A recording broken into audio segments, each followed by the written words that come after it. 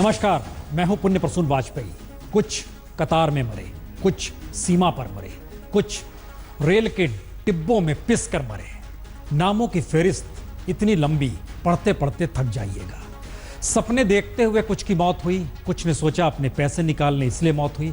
और इन नामों के बीच स्थिति देश के भीतर की क्या है?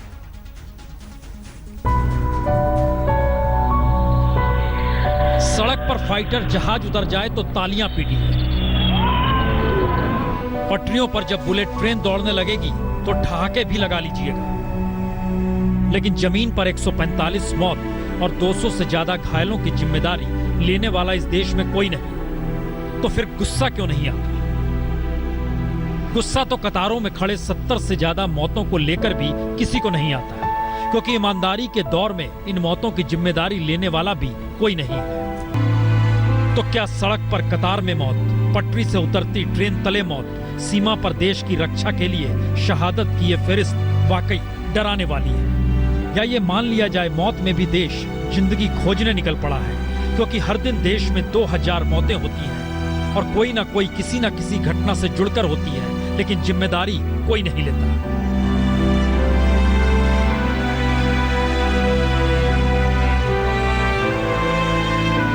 तो रेलगाड़ी की लोहे की मोटी चादर अगर गत्ते की तरह मुड़ जाए तो यह एहसास कितना भयानक होगा कि इसके भीतर अपने अपने सपनों को पाले सफर करती सैकड़ों जिंदगियों की मौत कितनी भयानक हुई होगी। तो क्या ये मान लिया जाए एक नई मुश्किल लकीर पुरानी मुश्किल लकीर को मिटा देती है और मुश्किलों के बीच में रोना ना देना या रोना ही नहीं इस देश का सच हो चला है?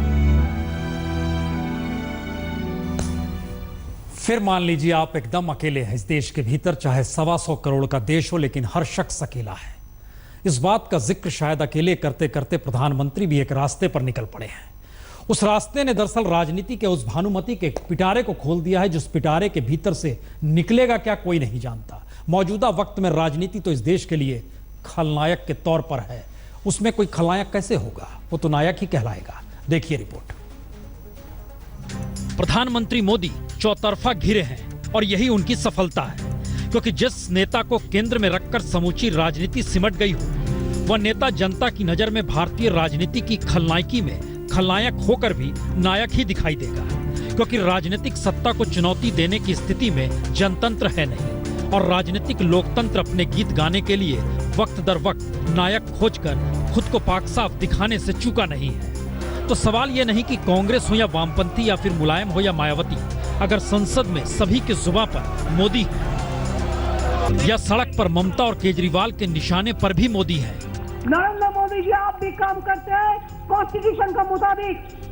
आप कॉन्स्टिट्यूशन को तोड़ने नहीं सीखते हैं, अभी तो कॉन्स्टिट्यूशन को तोड़ दिया है। तो मोदी का कद झटके में सियासी पायदान पर सबसे ऊपर है और जो दबाव धंधे वालों से लेकर गांव, खेत, खलियान तक में अब दिखाई दे रहा है, उसकी बदहाली के लिए वही राजनीति जिम्मेदार है। तो क्या मोदी उसी राजनीति को डिगाना चाहते हैं? तो क्या पहली बार सत्ता ही जनवादी सोच लिए भ्रष्ट पारंपरिक राजनीति को ही अंगूठा दिखा रही है? यानी इतिहास के पन्नों को पलटे तो जेपी चाहे संपूर्ण क्रांति का नारा देकर चूक गए, अन्ना हजारे चाहे जन लोकपाल के गीत गाकर चूक गए, लेकिन मोदी काले धन का राग गाते हुए चूकेंगे नहीं, क्योंकि सत्ता उनके पास है और वो सीधे राजनीतिक सत्ताधारियों के तौर तरीकों के खिलाफ बोल रहे हैं। क्या देश नहीं जानता है चिट फंड में कारोबार में किसके रुपये लगे थे? लाखों करोड़ों गरीबों ने चिट फंड में पैसा जमा कराया और राजनेताओं के आशीर्वाद से करोड़ों करोड़ों रुपयों के चिट फंड के पैसे गायब हो गए। तो क्या ये रास्ता राजनीतिक सफाई का साबित होगा या फिर राजनीति के कटघरे में मोदी अभिमन्यु साबित होंगे?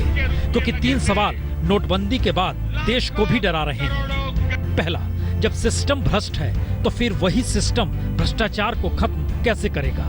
दूसरा सवाल, जब राजनीतिक सत्ताधारियों में लूट का समाजवाद आजादी के बाद से रहा है तो मोदी का जनतंत्र कैसे काम करेगा? और 1991 से उपभोक्तावाद के आसरे ग्रोथ देखने वाले झटके में सोशल जस्टिस कैसे करेंगे? जाहिर है तीनों सवाल 2019 के लोकसभा चुनाव के लिए रेफरेंडम यानी जनमत संग्रह वाले भी हो सकते हैं।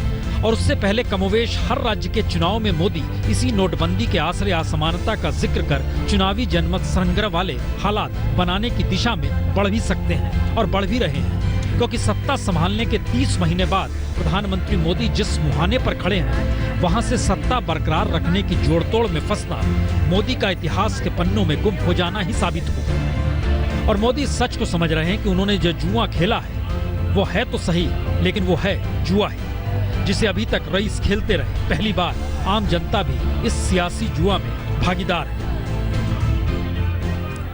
वाकई आम जनता की भागीदारी कहीं ना कहीं सियासी जुए में तो है, और ये एक ऐसा भानुमति का पिटारा है जिसमें अगर परत दर परत खोलेंगे तो बहुत सच आज हम आपको दिखलाएंगे। लेकिन आपको इस बीच में हम लिए चलते हैं विदर्भ।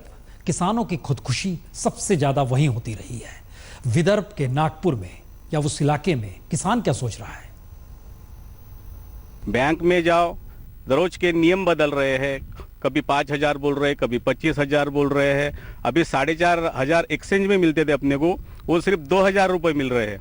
और ज़्यादातर काश्तकारों के अकाउंट नहीं है बैंक में। किसानों के पास तो पैसा ही नहीं रहा, तो 10-20 हजार ही है, वो टूट गए और मजदूर को दे दिए। और बाद में मजदूर आते नहीं काम के, कपास खेत में फूटा है, दिक्कत है, बैंक में पैसा नहीं उसका, क्या से लाए बेचारा। सुनना नाना सब गहन कर दिया उसने, सब खेती को लगा दिया। मसला सिर्फ विदर्भ का नहीं, बुंदेलखंड भी लिए चलेंगे, लेकिन उससे पहले जरा समझने की कोशिश कर लीजिए। हिंदुस्तान की राजनीति इतनी दागदार है, उसके बीच खड़ा होकर कोई कैसे कह सकता है मैं उजला हूं, साफ हूं? जरा देखिए। चाहे बीजेपी के चेहरे हों या बीजेपी के साथ अलग अलग राज्यों में खड़े चेहरे, दागदार तो हर कोई है। कोई व्यापम तो कोई पीडीएस तो कोई ललित मोदी। तो पंजाब, बिहार, महाराष्ट्र और यूपी में बीजेपी के साथियों का दामन भी पाक साफ नहीं है। और मोदी की नोटबंदी के खिलाफ कतारों में खड़े मुलायम हो या मायावती, ममता बनर्जी हो या करुणानिधि या जयललिता, जब देश में हर राजनेता का दामन दागदार है तो फिर राजनीतिक ईमानदारी का पाठ नोटबंदी के जरिए पढ़ाया जा सकता है। इसे सच माने कौन? क्योंकि प्रधानमंत्री मोदी खुद उस राजनीतिक तालाब में ही खड़े हैं जहां काला धन राजनीति की जरूरत है। इसीलिए तो बीते 10 वर्ष में 3,146 करोड़ से ज्यादा का कैश राजनीतिक दलों ने चंदे के तौर पर ले लिया। और किसी भी राजनीतिक दल ने कैश की जानकारी चुनाव आयोग को नहीं दी। फिर चुनाव आयोग के मुताबिक 20,000 से ज्यादा कैश लेने पर जानकारी देनी होती है, तो हर राजनीतिक दल ने सारे कैश 20,000 से कम बताए, यानी एक से लिया 20,000 से कम। सरकार ने गड़बड़ किया है और इन्होंने बहुत बड़ी गलती की है बिना तैयारी के। इसलिए प्रधानमंत्री जी की हिम्मत नहीं हो रही कि वो सदन के अंदर आकर बैठे और इसके ऊपर डिबेट चले। तो क्या राजनीतिक सफाई की दिशा में मोदी बढ़ रहे हैं? वाकई बढ़ रहे हैं? या फिर प्रधानमंत्री ने चाहे अनचाहे विपक्ष को एक ऐसा हथियार ऐसे मौके पर दे दिया जो सरोकार का सवाल उठाकर अभी तक के अपने दाग को इसलिए धो सकता है क्योंकि जनता परेशान है, देश में इंफ्रास्ट्रक्चर है नहीं, निर्णय लागू कराने में सिस्टम सक्षम नहीं है। 3 बजे से लग रहा हूँ मैं लाइन में, सुबह 3 बजे से लाइन में लगा हूँ। 7:30 बजे आए थे। जो लोग परेशान हाल है, किसी के पास पैसा नहीं है, बच्चे रो रहे हैं, भूखे हैं सर। यानी जिस राजनीतिक व्यवस्था से लोगों का मन लगातार टूटता जा रहा है, वो मन फिर से समाधान के लिए उसी राजनीतिक व्यवस्था की तरफ देखने को मजबूर हो रहा है। लेकिन समझना यह भी होगा कि जो राजनीति देश की इकोनॉमी को ठीक करने की बात कर रही है, उस राजनीति की अपनी इकोनॉमी जनता के पैसे को कैसे शाही अंदाज में कानून का दायरा बनाकर लूटती है, यह भी देख लीजिए। कभी राजनीति को इस दिशा से भी पढ़ने की कोशिश की जाए कि हर राजनीतिक दल एक है, राजनीतिक व्यवस्था एक सरीकी है। आजादी के बाद से लेकर अब तक आप उसमें कहेंगे कि प्रधानमंत्री मोदी को थोड़ा अलग रखिए, तो हम इस दौर में भी आएंगे, लेकिन उससे पहले हम आपको लिए चलते हैं बुंदेलखंड। बुंदेलखंड में किसान क्या सोचता है, यह भी सुन लीजिए। जब से पैसे जो है तो ये बंद हो गए, तो उनमें मैं मोहताज हूँ खाने पीने के लिए। जहाँ जाते हैं तो कहते हैं पूरे के सौदा ले। अब साहब मान लो नहीं है मेरे पास, तो सबका सौदा नहीं ले सकता। परेशानी तो है, जब से रुपये बंद हुए, ना तो खाद ले पा रहे हैं, ना ही सब्जी भाजी कुछ हो पा रही है। बैंकों में इतनी लंबी लाइन लगती है, तो उससे परेशानी तो हो रही है। ना हमारा खेत बो रहा है, ना हमें खाद मिल रही है, ना बीजा मिल रहा है। बहुत ज़्यादा परेशान है। बिल्कुल पैसा बंद है और खाने पीने का कुछ नहीं मिल रहा। जाते हैं बैंक, भरते नहीं है, ना कोई सुनता है ना कुछ करता है। हर कोई सोच रहा होगा गजब का देश है। पहला भाषण राष्ट्रपति राजेंद्र प्रसाद ने दिया था, किसानों को बीज मिल जाए, खाद मिल जाए, इस बात का जिक्र किया था। आज 2016 में खड़े हैं, किसान इसी बात का जिक्र कर रहा है। बहरहाल लौटेंगे इस पे, लेकिन जरा समझने की कोशिश की जाए हिंदुस्तान की राजनीति, जनता का पैसा, देश का पैसा किस रईसी से लुटाती है, जरा आज आंकड़ों के जरिए समझ लीजिए।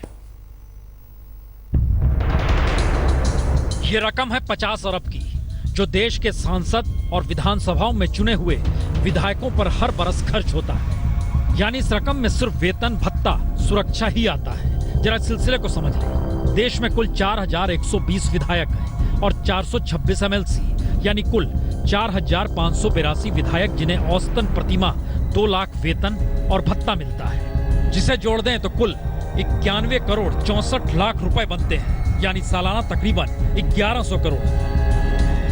और इसी तर्ज पर अगर सांसदों का भी हाल देख लें तो लोकसभा और राज्यसभा मिलाकर कुल 776 सांसदों को हर महीने औसतन 5 लाख रुपए वेतन और भत्ते के तौर पर मिलता है। जिसे जोड़ दें तो 38 करोड़ 80 लाख रुपए होते हैं, यानी सालाना 4 अरब 65 करोड़ 60 लाख रुपए। यानी विधायकों और सांसदों के वेतन भत्ते को मिला दें तो करीब 15 अरब 65 करोड़ 60 लाख रुपए होंगे। और इसमें आवास, यात्रा भत्ता, इलाज, विदेशी सैर सपाटा यह कुछ भी शामिल नहीं है। लेकिन सुविधाओं की पोटली यही खत्म नहीं होती, बल्कि हर चुने हुए नुमाइंदे को सुरक्षा चाहिए। तो सुरक्षा के लिहाज से हर विधायक को 2 बॉडीगार्ड और एक सेक्शन हाउस गार्ड, यानी जिसमें 5 पुलिसकर्मी होते हैं, वह मिलता है। यानी हर विधायक के पीछे 7 सुरक्षा कर्मी, और हर पुलिसकर्मी को औसतन 25,000 रुपए के लिहाज से कुल 1,75,000 होते हैं। यानी कुल 4,582 विधायकों पर 1,75,000 के लिहाज से हर महीने 80 करोड़ 18 लाख रुपए बनते हैं। और अगर इसे प्रति वर्ष में तब्दील कर दीजिएगा तो 9 अरब 62 करोड़ 22 लाख रुपए होते हैं। और इसी तर्ज पर अगर सांसदों की सुरक्षा में लगे सुरक्षा कर्मियों के खर्च को भी जोड़ लें तो सांसदों की सुरक्षा में हर बरस 164 करोड़ रुपए खर्च होते हैं। लेकिन इसके अलावे प्रधानमंत्री और मुख्यमंत्री समेत कुछ ऐसे मंत्री होते हैं, कुछ ऐसे राजनेता होते हैं जिन्हें Z+ की सुरक्षा मिलती ही है। और उसके लिए 16,000 सुरक्षा कर्मियों की तैनाती देश भर में होती है, जिन पर सालाना खर्चा 776 करोड़ के करीब होता है। यानी कुल 20 अरब का खर्चा चुने हुए नुमाइंदों की सुरक्षा पर हो जाता है। यानी हर बरस चुने हुए नेताओं पर 50 अरब खर्च कर दिया जाता है। और इस फहरिस्त में राज्यपाल, पूर्व नेताओं की पेंशन, पार्टी अध्यक्ष या पार्टी नेता, या फिर जिन नेताओं को सरकारें मंत्रियों का दर्जा दे देती हैं, उनका खर्चा इसमें शामिल नहीं है। अगर उन सब का भी खर्चा इसमें शामिल कर दीजिए तो जनता का पैसा कुल मिला के, या कहें देश का पैसा कुल मिला के 100 अरब रुपया खर्च हो जाता है। अब ये ना पूछिएगा कि 100 अरब रुपए खर्च होने पर गरीबों को क्या मिलता है या फिर जनता को क्या मिलता है। कल्पना तो वाकई की गई थी, चौखंबा राज, पंचायत से लेकर संसद तक। लेकिन किसे पता था ये देश सिर्फ पंचायती राज पर ही चलने लगेगा। यानी पंचायत से लेकर जिला, जिला से लेकर राज्य विधानसभा, वहां से लेकर संसद तक हर कोई राजनीति कर रहा है। राजनीति सबसे बेहतरीन नौकरी है, मान लीजिए। IT सेक्टर में इतनी बेहतरीन नौकरी नहीं मिलेगी जो राजनीति में मिलेगी। ककारा बच्चे सीखने लगे राजनीति का तो शायद माँ बाप के लिए भी अच्छा हो जाएगा। इस स्थिति में देश है, क्योंकि हम आपको अब लिए चलते हैं पंजाब। पंजाब का किसान क्या सोच रहा है? ना तो हमें टाइम पर बीज मिल रहा है जी, और ना ही खाद मिल रही है, ना दवा मिल रही है। तो सारा दिन हमारा लाइन में जाता है सर। अभी आज बजाई करनी है, सारा दिन लाइन में लगा हूँ। पासबुक लेके आया था अपने पास लेके आया हूँ। कल से लाइन में लगा था मैं, मुझे पैसे नहीं मिले, मैं बजाई कहाँ से करूँ? बैंक में ये पैसा खत्म हो जाता है बैंक में जब बारी आती है। जब उस टाइम कह देते हैं पैसा नहीं है हमारे पास, पीछे से पैसा ही नहीं आ रहा हमारे पास। इस देश में डुगडुगी पीट लीजिए, शिक्षा का क्षेत्र, हेल्थ का क्षेत्र, या फिर इन सब के बीच कहीं ना कहीं रोजगार की व्यवस्था, सब कुछ सरकार को कोई मतलब होता नहीं है, क्योंकि ये सारी चीजें प्राइवेट सेक्टर में जा चुकी है, निजीकरण हो चला है। अब ऐसे में पैसा अगर बैंक में आ रहा है तो क्या किया जाए? डुगडुगी पीटी जाए। आइए डुगडुगी पीटते और आपको बतलाते हैं कितना पैसा आया, लेकिन इस देश के भीतर का सच क्या है। तो कृषि, ग्रामीण विकास, बुनियादी ढांचा, मनरेगा, स्किल डेवलपमेंट और हेल्थ जैसे क्षेत्रों को कुल मिलाकर बीते बजट में जितना धन सरकार ने आवंटित नहीं किया, उससे ज्यादा नोटबंदी के ऐलान के बाद बीते 12 दिनों में बैंकों में जमा हो गया। जी, सरकार ने इन बुनियादी जरूरतों के लिए बजट दिया था महज 4,14,618 करोड़ और नोटबंदी के खेल में बैंक में जमा हो गए 5 लाख करोड़। और प्रधानमंत्री मोदी इसे बड़ी उपलब्धि मान रहे हैं, खुद अपनी पीठ ठोकने से हिचक भी नहीं रहे। ये जो मैंने कदम उठाया है, ये गरीब मध्यम वर्ग के माँ बाप जो बच्चों को अच्छी शिक्षा देना चाहते हैं, पैसों के अभाव में लुटेरों के कारण नहीं दे पाते हैं, अब वो बीमारी जाने वाली है। लेकिन पीठ ठोकने के बाद होगा क्या? बैंकों की हालत सुधर जाएगी या फिर बैंक और खोखले हो जाएंगे, या फिर अब सरकार बुनियादी जरूरतों पर बजट बढ़ा देगी और देश खुशहाली की तरफ भागने दौड़ने लगेगा? तो जरा दोनों हालातों को समझ लीजिए। देश के बैंकों का एनपीए 5 लाख करोड़ से ज्यादा का हो चुका है और डूबते कर्ज से कई बैंक जबरदस्त संकट में हैं। और बैंकों का एनपीए उनके लिए कितना बड़ा खतरा है, यह इस बात से भी समझा जा सकता है कि अमेरिकी मंदी के वक्त सिटी बैंक का एनपीए महज 0.67% था। लेकिन लेहमैन ब्रदर्स के दिवालिया घोषित होने के बाद अमेरिकी सरकार को बेलआउट पैकेज के जरिए सिटी बैंक को उबारना पड़ा। वहीं दूसरी तरफ भारत में बैंकों के एनपीए का हाल क्या है, ये सिर्फ इस बात से समझा जा सकता है कि देश के सबसे बड़े सार्वजनिक बैंक यानी स्टेट बैंक ऑफ इंडिया का एनपीए तकरीबन 7% तक पहुंच चुका है। और आलम यह है कि मौजूदा बाजार भाव से 25 बैंकों का एनपीए बढ़कर इनकी कुल वित्तीय हैसियत का 1/3 हो चुका है। यानी ये पहले खतरे की घंटी है और दूसरे खतरे की घंटी जनता की न्यूनतम जरूरतों की तरफ सरकार का ध्यान अभी तक देना ही नहीं है। तो क्या बैंकों में जमा रकम से उन बुनियादी जरूरतों पर गौर किया जाएगा जो पैसे की तंगी के चलते या तो अनसुने रह जाते हैं, या जिन क्षेत्रों को बजट में पैसे का आवंटन तो होता है लेकिन ऊंट के मुंह में चीरा के समान होता है? क्योंकि ध्यान दीजिए तो किसानों की वर्तमान में रोजाना की औसत कमाई $2 यानी तकरीबन 130 रुपए है, जिसे प्रधानमंत्री 2022 तक दुगना करना चाहते हैं। ग्लोबल हंगर इंडेक्स रिपोर्ट कहती है देश में रोजाना 19 करोड़ लोग भूखे सोने को मजबूर हैं। देश में 30.7% बच्चे अंडरवेट हैं और 4 में से 1 बच्चा कुपोषण का शिकार है।